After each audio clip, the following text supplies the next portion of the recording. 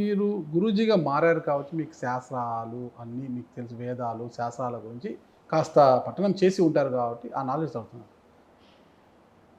ఒక చిన్న బిడ్డ, పసిబిడ్డ ఆడపిల్లని తీసుకుంటారు. పుట్టినప్పుడు ఆడపిల్ల చక్కగా అలంకరిస్తారు.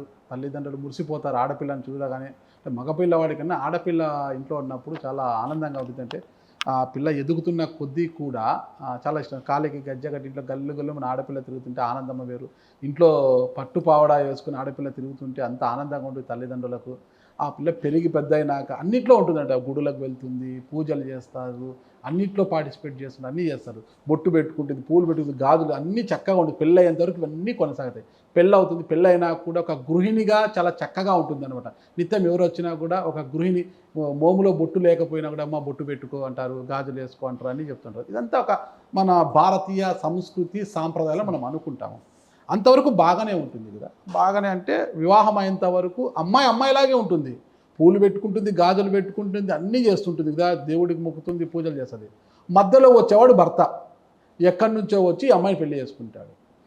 ఏదో కాలం చిన్న చూపు చూసో ఏదో జరిగి ఆ భర్త చనిపోతాడు. చనిపోయిన తర్వాత ఇక ఈ పుట్టినప్పటి నుంచి ఉన్న ఏవైతే ఉంటాయో మన సాంప్రదాయ ప్రకారం అమ్మాయికి బొట్టు ఉండకూడదు అంటారు, గాజులు వేసుకోకూడదు అంటారు, పూలు పెట్టుకోకూడదు అంటారు, అసలు పూజా పునస్కారాలు చేయకూడదు అంటారు. ఎందుకు ఇవి నాకు అర్థం కాలేదు అసలుకి. ముఖ్యంగా భర్త చనిపోయిన తర్వాత ఆ వితంతువు బంధువులు ఇళ్ళకి రావాలన్నా కూడా ఒక ఆలోచన. 11 రోజులు గుడిలోకి పోవాలని వచ్చిన ఏదో మజ్జిగ ఇస్తారు బయట నిలబెట్టి, ఆ మజ్జిగ తాగాలంటారు, మజ్జిగ తాగి ఇంట్లోకి రావాలి అంటారు, రాకపోతే అరిష్టం అంటారు. ఏదన్నా చెడు జరిగితే ఆమె మా ఇంటికి వచ్చింది దానివల్ల ఇది జరిగిందంటారు. ఇవన్నీ ఏంటి? భర్త అనేవాడు మధ్యలో వచ్చేవాడు. కాలం గురించి వాడు చనిపోతాడు, లేదా భర్త బతికి భార్య చనిపోతుంది. ఇవన్నీ భర్తకు వర్తించవు. ఆడని తిరుగుతాడు, ఎవరింటికైనా పోతాడు, ఓకేనా, ఏమైనా చేస్తాడు, పూజలు చేస్తాడు, అన్నీ చేస్తాడు. కానీ ఇవన్నీ మహిళకే ఎందుకు వర్తిస్తాయి? ఏ శాస్త్రం చెప్తోంది? ఇవన్నీ కూడా స్పిరిచువల్ డిస్క్రిమినేషన్స్. ఇవన్నీ కూడా ఏ శాస్త్రంలో ఉంది? ఇవన్నీ కర్మ సిద్ధాంతం పైన ఆధారపడి ఉంటాయి. వీళ్ళు ఏం నమ్ముతారంటే, నమ్మే వాళ్ళందరూ కూడా ఏ పాపం ఏ కర్మ లేకపోతే చిన్న వయసులో ఈవిడకు మొగుడు చనిపోయాడు, ఏదో పాపం చేసి ఉండాలి, ఈమె ఎందు పాపం ఉంది కాబట్టి వస్తే ఆ పాపం యొక్క పంకిలము మాకు చుట్టుకుంటదేమో అనే భయం. అరే వాడి కర్మ సిద్ధాంతం ప్రకారం వాడు చనిపోయి ఉంటాడండి, ఆ పాపం ఈమెకెందుకు నమ్ముతారు జనాలు. అయితే దీంట్లో ఒక విషయం మనం గ్రహించాల్సింది ఏంటంటే, ఒక చిన్న సందేహం మీరే నాకు తీర్చండి. ఎవరైనా చనిపోతే పోలీసులు అక్కడ పోగానే క్యాప్ తీస్తారు. ఎందుకు తీస్తారు? డాక్టర్ స్టెథోస్కోప్ చేస్తాడు చనిపోయిన డిక్లేర్ అవ్వగానే. ఎందుకు తీస్తారు? సమ్ కైండ్ ఆఫ్ రెస్పాన్సిబిలిటీని వాళ్ళు వ్యక్తం చేస్తారు కదా. ఒక స్త్రీ భర్త ఉండగా అలంకరించుకునేటటువంటి శృంగారమైనటువంటి అలంకార ప్రాయుక్తమైనటువంటి సువాసిని ధర్మాలను భర్త పోయిన తర్వాత త్యాగం చేయి. అలంకారాలు పెళ్లికి ముందు కూడా ఉంటాయి, యువతిలో కొన్ని బొట్టు ఉంటాయి, బొట్టు, గాజులు, పూలు అన్నీ ఉంటాయి. ఏమి ఉండలేవు, అన్నీ ఉంటాయి. అవి కొనసాగుతాయి భర్త వచ్చిన తర్వాత, కొనసాగుతాయి. భర్త వచ్చిన తర్వాత అలా ఉండడం, ఇంకా అవి లేకోకుండా ఉండడం కరెక్ట్ కాదు అంటారు. ఓకే. అయితే ఏంటంటే, కాళ్ళకు మెట్టెలు మెళ్ళో పుస్తే పాపిట్లో కుంకుమ భర్త వచ్చిన తర్వాత వస్తాయి. పువ్వులు, నష్టన బొట్టు, గాజులు కామన్. మీరు ఎక్స్ట్రా వచ్చేది మెల్లో పుస్తలు, కాళ్ళకి మెట్టెలు మాత్రమే ఎక్స్ట్రా వస్తాయి, మిగతావన్నీ కామన్. నష్టన ఈడ పాపెట్లో కుంకుమ, మెట్టెలు పుస్తే ఈ భర్తతో వచ్చేవి. ఇక్కడ బొట్టు, పువ్వులు, గాజులు కామన్, పుట్టినప్పటి నుంచి ఆడపిల్లలు అలంకార భాగం. అది ఓకే. ఈ మూడింటినే శాస్త్రం తీయమని చెప్పింది, ఇది సత్యం. మరి భర్తతో పాటే వచ్చిన పుస్తలు, మెట్టలు తీసేయడం ఆనవాయితీ. మిగతా లేడు కాబట్టి అతని వల్ల సంక్రమించిన పుస్తలు, మెట్టలు తీసేద్దాం అంతే. మరి అతను లేకుండా సంక్రమించిన, అంటే తమ పుట్టింటి హిందూ సాంప్రదాయం ప్రకారం సంక్రమించిన వాటిని ఎందుకు తీసేయాలి? తీయాలని లేదు, ఇది మధ్యలో కల్పింపబడినది. ఏ విధంగా అంటే, సమాజంలో మేధావులకు ఏం తక్కువ లేదు కదా, అందులో మేధావులకు కుబుద్ధి ఏం తక్కువ లేదు కదా. దుర్బుద్ధి, అధికార దాహం, అధికారికమైనటువంటి ఆ ధీరత్వం ఉండేది కదా. ఏమన్నారు? నిన్ను విధవగా గుర్తించడం ఎట్లా? నీవు అందరితో పాటు తిరుగుతావు, విధవరాలివన్నీ ఎట్లా గుర్తించాలి చెప్పని అడిగారు. ఓకే ఓకే, ఇది ఒక ఐడెంటిటీ కోసం ప్రాక్టికల్గా ఆలోచన చేస్తాం. అంటే కామన్వెల్త్ ఆఫ్ నాలెడ్జ్తో నీవు అందరితో పాటు తిరణాలకు వెళ్ళావు, నీవు ఒక భర్తతో సంసారం చేశావని, ఇద్దరు పిల్లల్ని కన్నావని, పిల్లలు పుట్టలేదు, ఒక్క రాత్రి ఆయనతో పడుకున్నావని, సమాజంలో వచ్చావు, వాడు చనిపోయాడు, నీవు ఒక భర్తతో కూడి ఉన్నావని గుర్తించేది ఎట్లా? మెట్టెలా చీర కింద కడితే కనబడవు. పాపెట్లో పొట్ట ఒకవేళ సమయం కుదరలేక పెట్టుకోలేదు అనుకుందాం, పుస్తెలా లోపల వేసుకుందాం అనుకుందాం, కనబడలేదు, బయట కొంగు వేసుకున్నాం, ఎట్లా గుర్తుపట్టాలి నిన్ను? మీరే సమాధానం చెప్పండి. ఇలా దానికి ఇండికేషన్ ఇది ఏదో something is many more of కానీ ఆ మహిళ అంత మందిలో ఎంత బాధింపబడతాది అనేది ఏమైనా ఉంటుందా? ఈ యొక్క హీనత్వం, ఈ కుక్షితత్వము, ఈ హింసించే కోణం రాను రాను రాను రాను చాలా పీక్ ఆఫ్ స్టేజ్కి వెళ్ళిపోయింది. అది ఎంతవరకు వెళ్ళిందంటే సతీ సహగమనం వరకు వెళ్ళిపోయింది. ఇప్పటి వరకు శాస్త్ర సాంకేతిక పరిజ్ఞానం ఇంత పెరిగినా ఒక వితంతువురాలు బంధువుల ఇళ్ళకి ఎప్పుడైనా వస్తే మొదటిసారి వస్తే మజ్జిగ దాగి రావాలి అంటారు. ఏముంటుంది మజ్జిగ దాగి? కొన్ని సాంప్రదాయాల్లో ఉంది, అన్నిట్లో అయితే లేదు. వాస్తవంగా ఏ మాట కా మాట చెప్పుకోవాలి. నేను కూడా చాలామందిని ఖండించాను. మొన్న ఒక ఆమె ప్రవచనాల్లో కూడా ఈ ప్రశ్న అడిగింది, మీరు అన్నట్టుగా ఏడుచుకుంటూ అడిగింది. పాపం చాలా బాధపడుతూ అడిగిన ఆమె. నేను కూడా చెప్పాను, చూడమ్మా అటువంటిది ఏం లేదు, ఇది ధర్మానికి శాస్త్రానికి సంబంధించింది కాదమ్మా, వ్యక్తిగత ప్రేరణ వల్ల కొంతమంది కల్పించినట్టు కుతంత్రం. తంత్రం కాదు, శాస్త్రం కాదు, వేదం కాదు. వేదంలో సువాసిని మర్యాదలు చాలా చక్కగా ఉన్నాయి. అమ్మవారే ఒక సువాసిని, పెద్ద ముత్తైదువు, ఆది ముత్తైదువు. ఆ తల్లిని నేను కొలుస్తాను కాబట్టి నా మాట నమ్మమ్మ, అటువంటివి లేవు, నీవు అభేర పడకు, ధైర్యంగా ఉండు, బొట్టు పెట్టుకో, హ్యాపీగా ఉండమ్మా అని చెప్పాను. ఇంకొక మాట ఏమడిగినా ఆమె, గురుదేవా నేను చిన్నదాన్ని పెళ్లి చేసుకోవచ్చా అన్నది. లక్షణంగా చేసుకో, నీకు నచ్చిన వాడు ఎవరంటే చెప్పు, నేనే పెళ్లి చేస్తా అని చెప్పిన. సూపర్ గురుగారు, ఖచ్చితంగా ఇలాంటి కార్యక్రమాలు చేయాలి. స్వేచ్ఛ ఉంటుంది పాపం. ఇప్పుడు ఆమె పరిస్థితి ఏంది? ఎవరైనా వ్యక్తిగత స్వేచ్ఛని కోల్పోవడం కన్నా మించిన దౌర్భాగ్యం వేరొకటి లేదు. గురుగారు, ఒక యువతికి కావచ్చు, ఒక మహిళకు కావచ్చు, వివాహం అయింది అని తెలియడం ఎట్లా? సాంప్రదాయకమైన చిహ్నములు నేను చెప్పినట్టుగా మట్టెలు, నష్టన కుంకుమ, అంటే పాపెట్లో కుంకుమ, ఇక్కడ కుంకుమ కాదు, మంగళసూత్రము. కరెక్ట్ కదా? మీరు చెప్పిన దాంట్లో ఈ ఇక్కడ ఈ నుదుటిన పాపిట్లో కుంకుమ పక్కది చేద్దాం మనం, అది చాలా మంది పెట్టుకుంటారులేండి. ఈ రోజుల్లో టెక్నాలజీ పెరిగిపోయింది కదా, అమ్మాయిలు కూడా పెళ్లి టెక్నాలజీని ఫాలో అవుతుంటారు. కాళ్ళల్లో మెట్టలు ఉండవు, మెడలో పుస్తలు ఉండవు. కొన్ని మెడలు అయితే బోసిగా ఉంటాయి, కొంతమంది అయితే మరీ కష్టం మీద వెంట్రుక వాసి మందం ఉండే నల్లపూసల దండ వేసుకుంటారు అనమాట. వెంట్రుక వాసి మందంతో ఉండే నల్లపూసల దండ. ఎగ్జాక్ట్లీ. ఏమి కొంతమందికి అది కూడా ఉండదు అనమాట. బోసి మెడ, బోసి కాలు. అమ్మాయికి పెళ్ళి అయిందా లేదా అని ఎవరికి తెలియదు. పెళ్ళి అయితే గౌరవం ఉంటుంది, పెళ్ళి అయిందా లేదా అని. ఇప్పుడున్న యూత్ ఎలా ఉంది, అబ్బాయిలు ఇదే డిస్కషన్ ఉంటుంది, అమ్మాయికి పెళ్ళి అయిందా కాలేదా, పెళ్ళి అయిందా. చాలామంది ట్రైన్లలో పోయినా, బస్సులలో పోయినా, ఎక్కడైనా ఫంక్షన్లో చూసినా అయిందా లేదా కన్ఫ్యూజన్లో ఉంటారు అన్నమాట పాపం. ఇది కరెక్ట్ అంటారా? కరెక్ట్ కాదు. సమాజ మర్యాద కోసమన్నా మనం కొన్నింటిని ధరించాల్సి వస్తుంది. లైక్ సేమ్ ఒక డిఎస్పీకి కొన్ని స్టార్స్ ఉంటాయి, ఎస్పీకి కొన్ని స్టార్స్ ఉంటాయి, క్యాప్స్ మారుతాయి, స్టార్స్ మారుతాయి, ఐడెంటిఫికేషన్ టోటలీ చేంజ్ అవుతుంది. ఎందుకంటే the symbolic code of knowledge అది. దాన్ని చూసి తెలిసిన వాడు గుర్తుపట్టవచ్చు. మళ్ళీ వాళ్ళకి అవసరం లేదు కదా, కాకి వస్త్రాలు వేసుకుంటే అయిపోయేది, లాఠీ పట్టుకుంటే ఒక గన్ను పట్టుకుంటే అయిపోయేది. అది ఎందుకు పెట్టారు? నర్సుకు ఒక డ్రెస్సు, డాక్టర్కి ఒక డ్రెస్సు, అందులో ఒక్కొక్క డిపార్ట్మెంట్లో ఒక్కొక్క డ్రెస్సు, ఒక్కొక్క. అంటే కేవలం ఇవన్నీ సమాజంలో అందరికీ గుర్తింపబడడానికి పెట్టినటువంటి మర్యాద సూచకములు, అందుకోసమని వేసుకోవాలి. తల్లిదండ్రులు కూడా చెప్పట్లేదు ఇప్పుడు పిల్లలకి, అదొక ఫ్యాషన్ అయిపోయింది కదా. తల్లిదండ్రులు కూడా చెప్పడం లేదు, వదిలేశారు అలా. ఓకే, ఎస్, తప్పు, అదే పొరపాటు. నీకు నచ్చకపోవచ్చుగాక, ఇంతింతలా పుస్తెలు ఎవడేసుకుంటాడని నువ్వు అనొచ్చుగాక. ఓకే, సభ్య సమాజంలో తిరుగుతున్నావు కాబట్టి 10 మంది కోసమన్నా పద్ధతి పాటించు. పద్ధతి పాటిస్తాను అంటే పుస్తలను మెట్టలను తీసి బీరువాలో భద్రంగా పెడుతున్నారు. ఒక ఆఫీసర్ కంటాను నేను, ఏమండి ఆ యూనిఫామ్ తీసేసి నువ్వు రాండి అంటే ఆయన ఒప్పుకుంటాడా? ఒప్పుకోడు. Why? The department rule is rule. Salary తీసుకుంటాం, సమాజంలో నాకు గుర్తింపు వచ్చింది కాబట్టి వేసుకొని తిరుగుతాడు. నీవు ఒక మహిళవు, స్త్రీగా పుట్టడానికి 32 ధర్మాలు ఉన్నాయి శాస్త్రం ప్రకారంగా. పురుషుడిగా పుట్టడానికి 16 ధర్మాలే. ఓకే, ఫీమేల్కి డబల్ ఉన్నాయి. అంటే స్త్రీయే గొప్ప. ఎస్, ఎగ్జాక్ట్లీ, 32 ధర్మాలు. ఎగ్జాక్ట్లీ, అక్షర సత్యం. మీరు నన్ను ముందు ఒక ప్రశ్న అడిగారు, గురూజీ మీరు అమ్మవారిని ఎందుకు కొలిచారన్నారు కదా. 6 months రీసెర్చ్ చేశాను, హూ ఈ సుప్రీం పవర్, ఎవరు గొప్పవాళ్ళు అన్న దాని మీదే 6 నెలలు రీసెర్చ్ అయిందంటే నమ్మండి. అప్పుడు అర్థమైంది, స్త్రీ ప్రాతినిధ్యం వహించినటువంటి వేదం, స్త్రీ సాక్షాత్తు అగ్ని, స్త్రీ సాక్షాత్తు దైవం, ప్రత్యక్ష దైవం. ఆమె స్నానం చేయకపోయినా పవిత్రురాలే.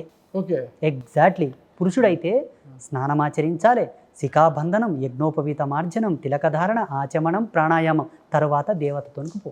మరి స్త్రీ స్నానం చేయకుండానే దైవారాధన పూజా కార్యక్రమం చేయొచ్చా? మళ్ళీ అక్కడ ఇంకొక మరి స్నానం చేయకపోయినా కూడా అంటున్నా. పవిత్రురాలు అన్నాను, పూజకు ఉపక్రమించమని నేను చెప్పలా. పవిత్రురాలు అయితేనే కదా పూజకి అర్హులవుతారు. ఆమె స్నానం చేయకుండా నమస్కారం చేసుకోవచ్చు, పురుషుడు చేయకూడదు.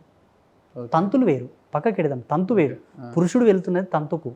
ఆమె తంతులు చేయాల్సి వస్తే స్నానం చేసుకుని వెళ్ళవచ్చు. ఈ ఆచమనం ప్రాణాయామాలు లేవు. ఉదయమే వంట గదిలో వంటను అంటే స్నానం ఆచరించక మహిళ వంటకు ఉపక్రమించంటారా? చేయకూడదు. చేయకూడదు. దీంట్లో విజ్ఞానమైనటువంటి మూలకాలు మనం చూడాల్సి ఉంటుంది. బ్యాక్టీరియా ఫార్మింగ్ సంబంధించింది మనం చూస్తే, క్లినికల్ ఎవిడెన్స్ మనం చూస్తే కూడా స్నానం చేసుకొని చేయడం మంచిది. శాస్త్రం ఏం చెప్పింది? అనారోగ్యంగా ఉంది చేయకపోయినా పర్వాలేదు. శాస్త్రం మీన్స్ ఇది కూడా క్లినికల్ ఎవిడెన్సే. లేకపోతే వృద్ధురాలు చల్లగా వాతావరణం చేయలేవు, ఓకే క్యారీ ఆన్. పసిపిల్ల క్యారీ ఆన్. అన్నీ బాగుండి కూడా నువ్వు అలా వెళ్ళొద్దు, సృష్టిగా స్నానం చేసి పవిత్రంగా వెళ్ళు. మెడికల్ ఎవిడెన్స్ ప్రకారం కూడా అది మంచిది. శాస్త్రం ఇంకోటి ఏం చెప్పింది?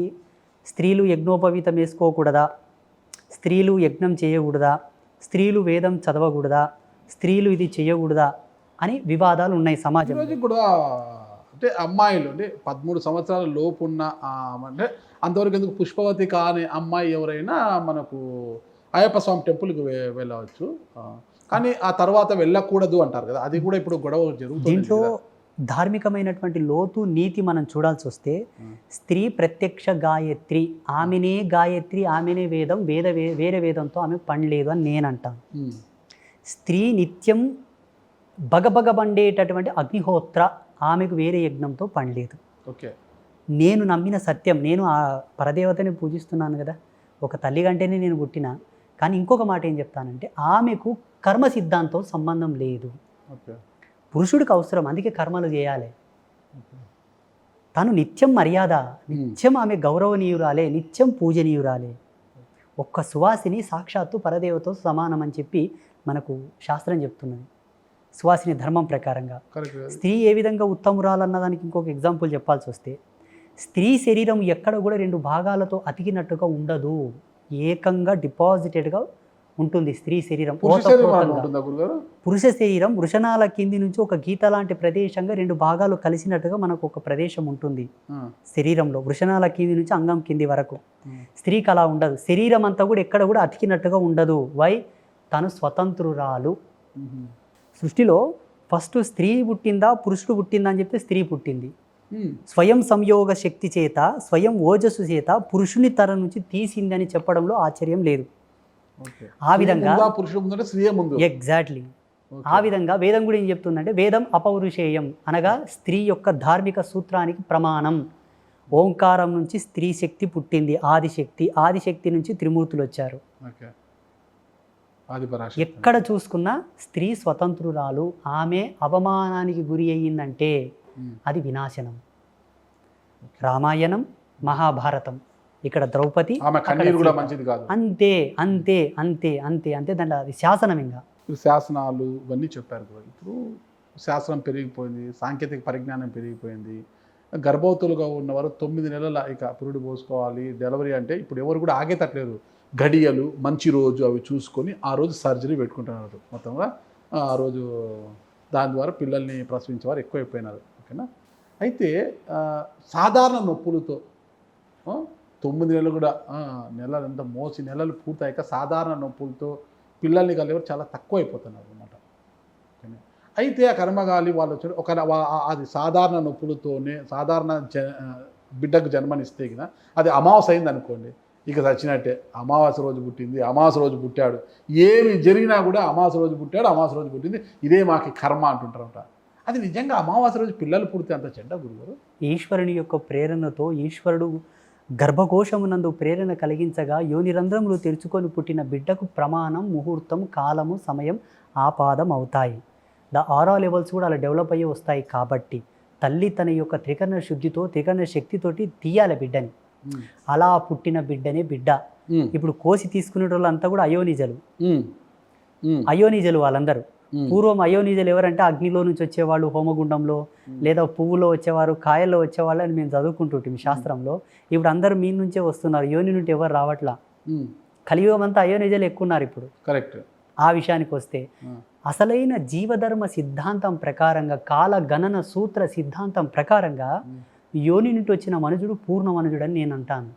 ఎందుకంటే పిండం వచ్చేటప్పుడు యోని నుంచి స్రవింపబడేటటువంటి నీరు, రక్తం, మురికి అంతా కూడా ఆ మహిళకు ఎంతో ఉపయుక్తమై ఉన్నది. డాక్టర్లు కోస్తారు, తీస్తారు, కొంత రక్తం పత్తితో నదువుతారు, ఇంక అట్లే పెడతారు, కుడతలు పెడతారు, వస్తారు, కుట్లు పెడతారు, అయిపోయి ఆమెకి ఎఫెక్ట్. కష్టమైనా పర్వాలేదు, నొప్పులు వచ్చినప్పుడే సహజ శక్తిని వినియోగించు. ఇక్కడ ఏం లేదండి, ఆడవాళ్ళు కొంత ఈ సినిమాలు చూడడం కానుండి చెడిపోయినరు. కరెక్ట్.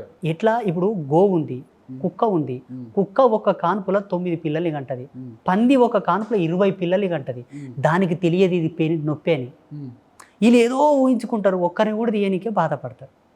అంటే ఇప్పుడు మానవుని యొక్క విజ్ఞానం పెరిగింది, మానవుని యొక్క విజ్ఞానం పెరిగిందని మనం అంటాం కదా, పెరిగింది, నేను ఒప్పుకుంటా.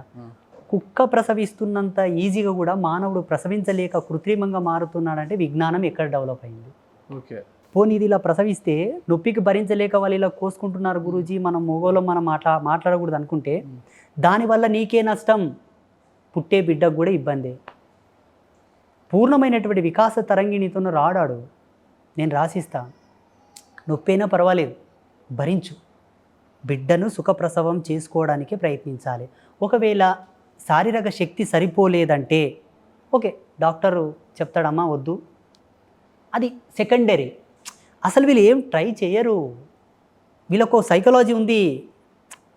సినిమాలు చూస్తారు కదా, వాళ్ళు అరిసే అరుపులు చూస్తారు కదా, ముందుకే వాళ్ళ యొక్క మానసిక శారీరక శక్తిని కోల్పోతారు, వీళ్ళు డౌన్ఫాల్ అయిపోతారు. దయచేసి తల్లులకు అందరికి ఒక విజ్ఞప్తి, మీ శక్తిని వాడండి, నీ బిడ్డకు ఉపయోగపడతావు, అది నీ ఊపిరితో వానికి పునర్జన్మనిస్తావు. అందరికి ఒక విజ్ఞప్తి, ఒక రిక్వెస్ట్. ఇంకా దీంట్లో వాళ్ళ యొక్క వైఫల్యాలు కూడా ఉన్నాయి. ఈ ఆధునికమైనటువంటి పనులకు అలవాటు పడి కూర్చొని బట్టలు ఉత్కురి, గర్భవతులు కూర్చొని బట్టలు ఉత్కురి, కూర్చొని ఏదైనా దంచుర్రి, శాటతోన జరుగుర్రి, కూర్చొని అంట్లు తోముర్రి, కూర్చొని ఎక్కువ పనులు చేయరి, కూర్చొని లేవురి, యోని కండరాలన్నీ కూడా స్మూత్గా మారతాయి, అప్పుడు నీకు పెయిన్ రాదు. మా అవ్వ చెప్తుండే మోటుగా, తిరగలి తిప్పిన ఆడిది 100 మందిని కనొచ్చా అంటుండే. తిరగలి 100 మందిని కనొచ్చా అంటుండే. ఇప్పుడు మా అవ్వకి ఏం తెలుసు పాపం, జోగు కనకమ్మ మా అవ్వ పేరు. మా అమ్మ 7 మందిని కనదు మమ్మల్ని, అంటే మా అమ్మకు పెయిన్ వచ్చలేదా? ఒకసారి ఆలోచన చేయండి. జగతిలో అందరి స్త్రీలకు సమానమైన శక్తి ఉంటుంది. స్త్రీ అబల కాదు, అతి బల. నిజం, వాళ్ళకు ఉండేటటువంటి ఎనర్జీ లెవెల్స్తో మనకు 50% ఉంటాయి. ఇది అక్షర సత్యం. స్త్రీ గురించి చాలా గొప్పగా చెప్పారు కాదు. అంటే ఆ స్త్రీ గురించి ఇంకొక విషయం, స్త్రీ అంటే ఒక మహిళలకు నెలసరి రావడం అనేది నా దృష్టిలో ఒక సైన్స్. అది ఎగ్జాక్ట్లీ, నేను కూడా సైన్స్ మాత్రమే. నేను కూడా నెలసరి అనేది ఒక సైన్స్ వారికి. మరి ఆ నెలసరి సమయంలో 5 రోజుల పాటు వాళ్ళు దేనికి పనికిరారన్నట్టు ఉంటారన్నమాట. నేను బ్యాక్టీరియల్ ఎఫెక్టివిటీ అదంతా. ఓకే. అంటే అలా స్రవింపబడ్డటువంటి ఆ నెత్తుటి చుక్కను ల్యాబ్లో టెస్ట్ చేయండి, డాక్టర్ బ్రెయిన్ ఫ్యూజులు ఎగిరిపోతాయి. ఆనాటి కాలంలో పతంజలి లాంటి ఋషులు కేవలం ఆమెను చూసే చెప్పారు ఆరా లెవెల్స్ని. బహిష్టైన ఒక స్త్రీ యొక్క చుట్టూ 5 రోజుల వరకు ఒక నెగిటివిటీ ఆరా అనేది స్ప్రెడ్ అవుతుంది. కరెక్ట్ 6వ రోజు మళ్ళీ అంతా పాజిటివిటీ కిందకి వస్తుంది. అలా చూసి మిగతా విషయాలు పక్కన పెడితే పూజా కార్యక్రమాలు కూడా పాల్గొకూడదు అంటారు, దానికి సంబంధం ఏంటంటారు? అంటే ఉచ్చరించేటటువంటి మంత్రాల చేత, అక్కడ ప్రొడ్యూస్ చేసే మెటీరియల్స్ తోట, తంతులతోటి, కైంకర్యాలతోటి ఒక అద్భుతమైనటువంటి అతీంద్రియ శక్తి ఉత్పన్నమవుతుంది. ఈ మీరు బాడీలో నుంచి విడుదలయ్యేటటువంటి ఈ ఎఫెక్టివిటీ నుంచి దానికి దీనికి రియాక్షన్ ఏర్పడుతుంది, రియాక్షన్ వస్తుంది. అందుకే ఈ 5 రోజులు నువ్వు దగ్గరకు పోవద్దు, అది ఎంతసేపడుకున్న విరోధ భావంతో ప్రతిఫలాలు ఇస్తుంది, సరియగు ఫలాలు రావు, వికటిస్తాయి, కాబట్టి నువ్వు దూరంగా ఉండని చెప్పారు. ఇది మర్యాద. ఇది కాస్త వివక్ష కూడా అయింది మీరు అన్నట్టుగా. మరీ కుచించి, మరీ హింసించి, మరీ ఓవర్గా వాళ్ళని అవాయిడ్ చేసేటటువంటి పద్ధతులు కూడా వచ్చాయి.